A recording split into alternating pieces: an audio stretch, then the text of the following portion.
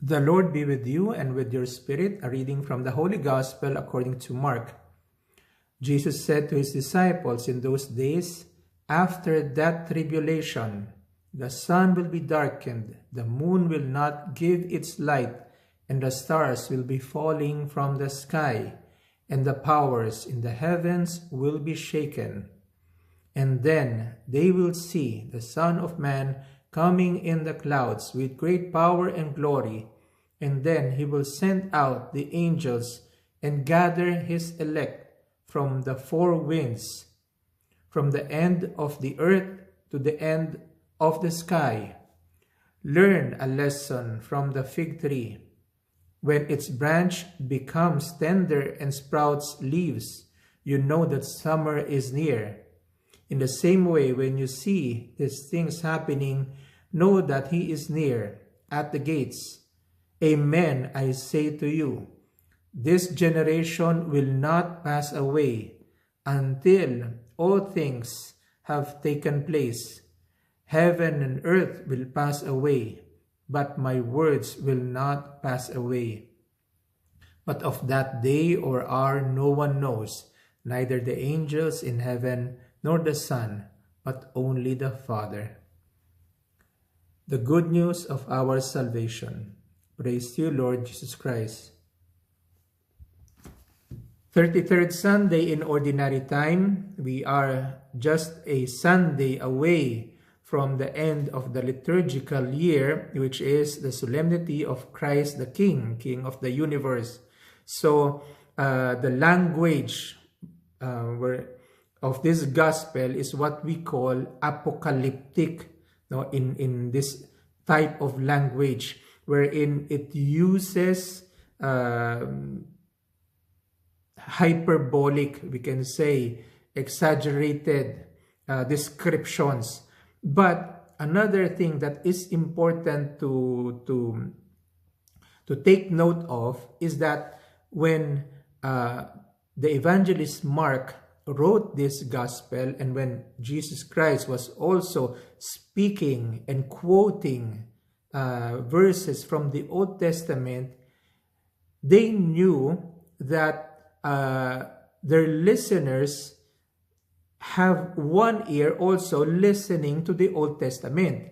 What I mean to say is that they have a knowledge of the scriptures, especially the prophetic scriptures, the book of Daniel, Isaiah, and also Zechariah, wherein this quotation, this text, speaking about the darkening of the sun, the moon not giving out its light, the stars in the skies are falling, it was already used and cited in the Old Testament. So that's why when they listen and hear, and when they see Jesus Christ speaking and quoting these verses from the Old Testament, they would understand in what context Christ was speaking and what would he mean. But the danger for us, the tendency for us, is that we do not have so much background in the Old Testament, and it is not automatic for us to put them side by side. What the scholars would say, metalepsis, to put two texts side by side, the one in the Gospel and the one in the Old Testament, and then they would be parallel together, and then you would understand why the citation or the quotation was used also in the New Testament, in this case in the Gospel of Mark. That's why let us listen also to the context of these quotations. Here in the chapter 13 of Mark, remember we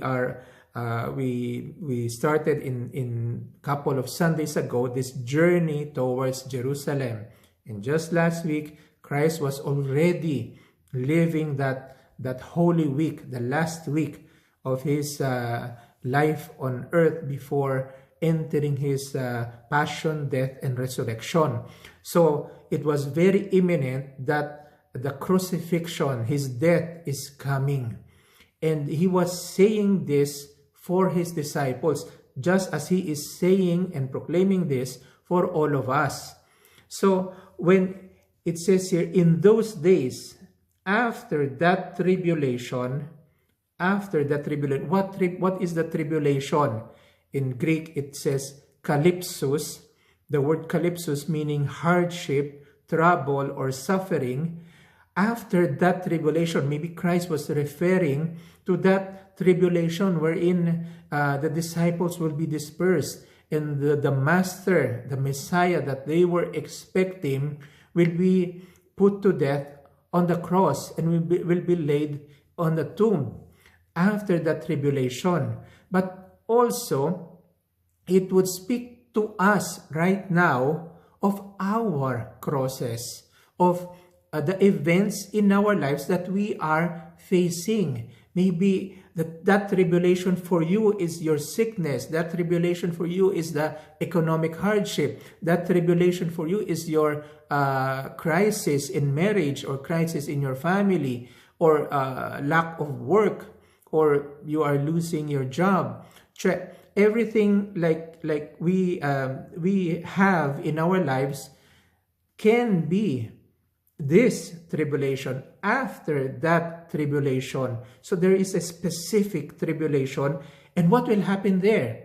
The words that would come after, the verses would come after, it says, the sun will be darkened, and the moon will not give its light, and the stars will be falling from the skies, and the power in heaven will be shaken. Cosmic language, catastrophic in its nature. So, like the first one, it says the sun will be darkened. It is also cited in Isaiah, wherein it speaks about, the context, it speaks about the end, the destruction of Jerusalem, and the invasion of the Babylonian Empire, which happened at 586 BC. And for Israel, it is their religion, it is their temple. At that time of Jeremiah, of the destruction of Jerusalem, that is their sun, that is their light. And when it is darkened, for them, the description is like, it's very catastrophic. And then when it is also cited, and then the moon will the moon will not give its light, and the stars will be falling. It is also cited in the book of Zechariah, which speaks also about the destruction of everything that the people were looking up to. So, also in the ancient times, the sun, the moon, the stars were considered gods.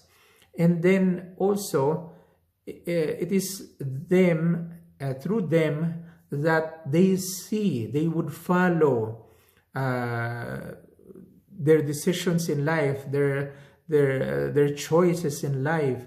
It is according how they read the stars, how the sun and the moon and everything, of this so-called gods, these so-called idols, would dictate to them, or would reveal to them. So when all these things would fall, it means that also for us is that when those things wherein we look up to, where we seek our securities, maybe your capacity, your health, your strength, your plans. The stars are like our plans. It helps us navigate through the skies, our journeys, our choices. When our relationships with husband, with wife, with children are all shaken, wherein God allows them in our history, when we experience that tribulation in front of our crosses, in front of those cataclysmic events in our lives, wherein our securities are shaken, our way of thinking and way of seeing things are all shaken, it says here, and then they will see the Son of Man coming in the clouds with great power and glory.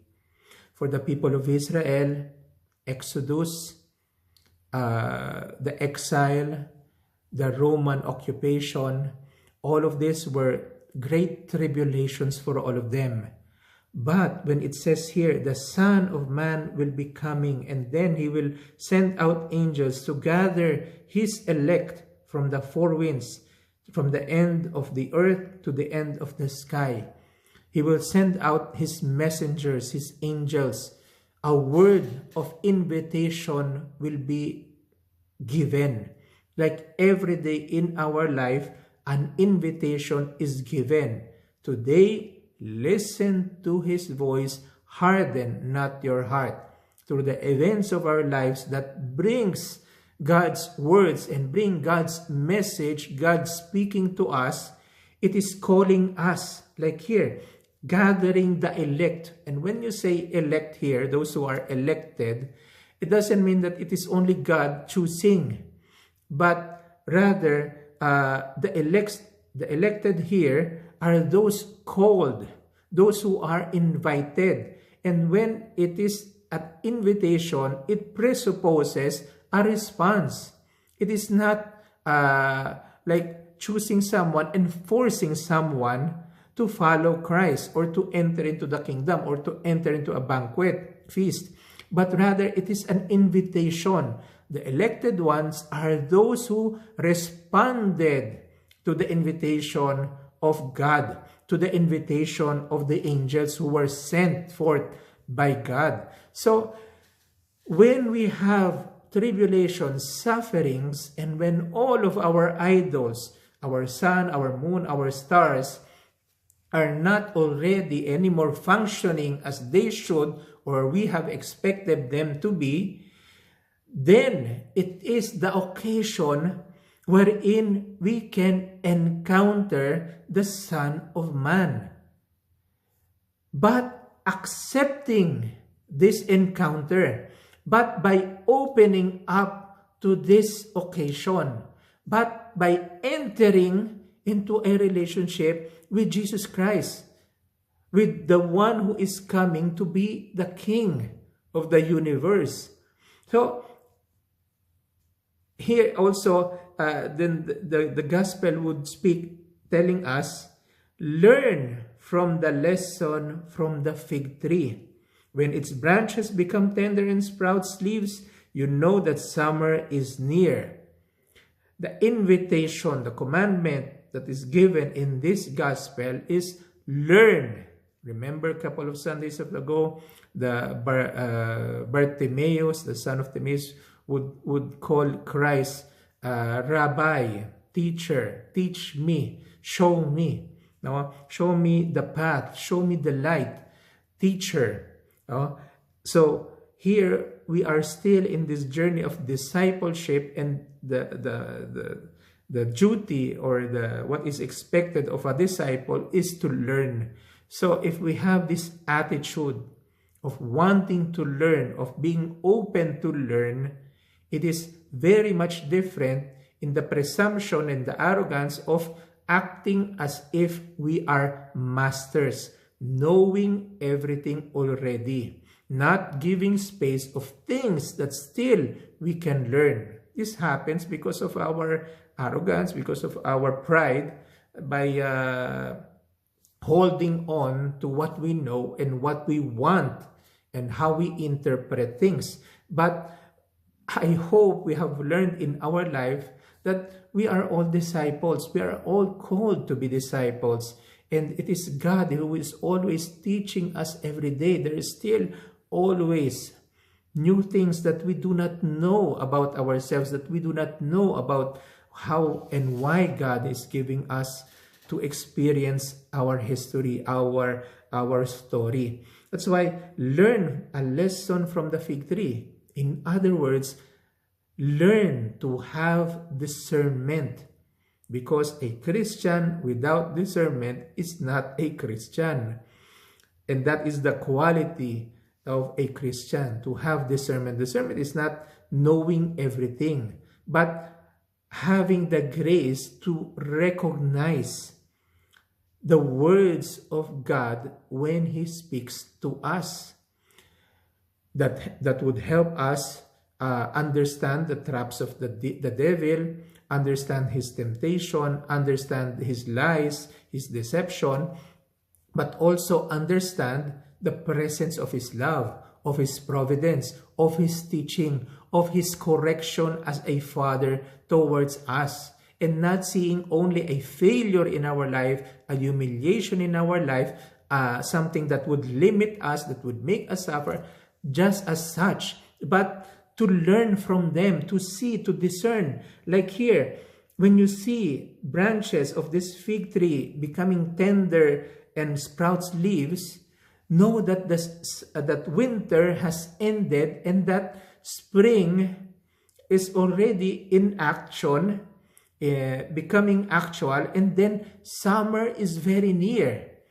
The time of harvest and the time of the fruits to be borne out by the trees, the time of abundance.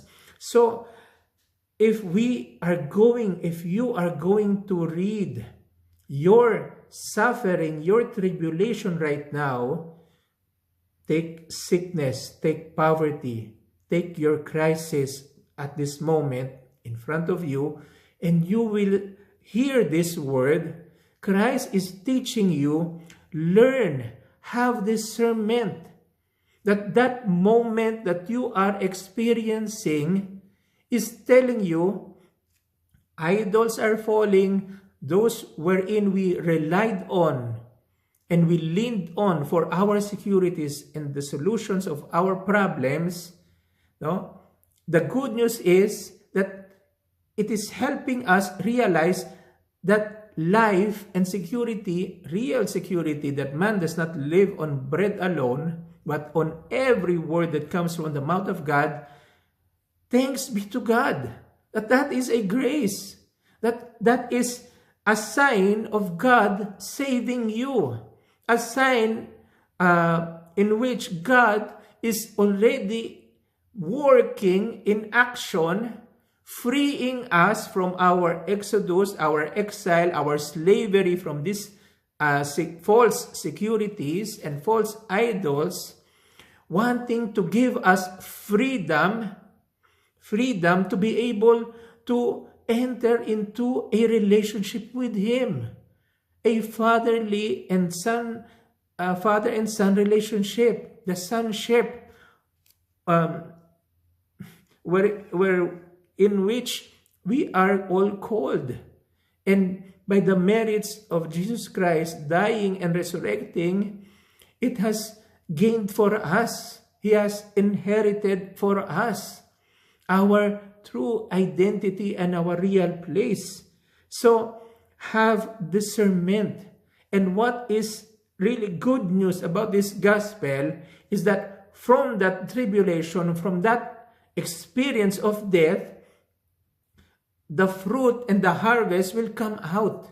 It is near. That from that moment, if you hold on with faith, even though you do not see any clear exit or clear solution or clear understanding, if you hold on to faith, if you live that moment trusting in God and in His plan, you will then see that it will bear fruit. That from death, God is capable of bringing up resurrection and life. If only you would trust, if only you would not run chasing your own timeline, but then waiting in God's time, everything, in relying in Him, making Him your absolute security, then we will see, then we will understand, then we will have experiences. That's why know In this same way, when you see these things happening, know that he is near at the gates. Now, the gate is a place like a threshold. It's either you're in or you're out. If you enter the gate, you go to another part. If you do not, you remain on the opposite side. This is like a threshold, a turning point in your life. Either you want to continue living in deception, in misery, in sadness, or you want to enter that gate, or you want that gate to be open and see that it is Jesus Christ on the other side of the gate. Or if you would want, like, do you remember what God said to Cain when he was about to kill his brother Abel? The devil is at the threshold of your door. Who do you want to enter that gate? Who do you want to enter that, to pass through that threshold? Do you want to continue with the deception, with the misery, with your grudges, with your suffering, with your slavery, or pass through that gate and experience the presence of God, experience rest, to experience that certainty, even though you have to pass through your sickness, through your poverty, but rested in God's hand. This generation will not pass away until all these things have taken place. And that is a consoling word. Why? It speaks about God's insistence on bringing about the completion of His will, of His saving will, of His love. He is not going to stop until this generation, or its generation, according to the Greek translation, that in your life, in your lifetime, in this moment of your life, that you enter, like the return of the people from exile, when the people entered Promised Land, the restoration of the tribes of Israel. In other words, your conversion, your returning back to God, you're entering into a relationship with Him, and that is eternal life. That is rest for our souls. You know, like what Christ said, "Come to me, all of you who are tired and weary, I will give you rest." Restoration for your soul. I will restore for your soul. Take my yoke. And this is the yoke, the will of God. My yoke is easy, my burden is light. Why? It is because it is Christ who is going to bring the burden. It is Christ who is going to bring about the completion of the will of God in our lives. And what is the will of God? That you experience His love, that you enter into His rest, that you be happy, that you be happy, that you be grateful, that you be filled up with His love. And the assurance is, heaven and earth will pass away, but my words will not pass away. Heaven and earth, all that we consider our universe, our world, our heaven and our earth, it will all pass away. But the assurance is His love will be everlasting, that His care and tenderness and providence for us is everlasting, will not pass away. His word, and who is His word? His word that is made flesh is Jesus Christ. So, but on that day or hour no one knows, neither the angels nor heaven, nor the Son, but only the Father. That's why the invitation is to be vigilant. Vigilant in discernment. Vigilant in remaining in His love, in His grace. Not allowing the deception, not allowing the devil, not allowing slavery to hold us captive again. But even though it happens, even though we recede, we go back, we fall down, heaven and earth will pass, but my words of faithfulness will not pass away. That's why, brothers and sisters, a blessed 33rd Sunday in ordinary time to each and every one. Learn from the fig tree. Learn this lesson. Have discernment. Be vigilant.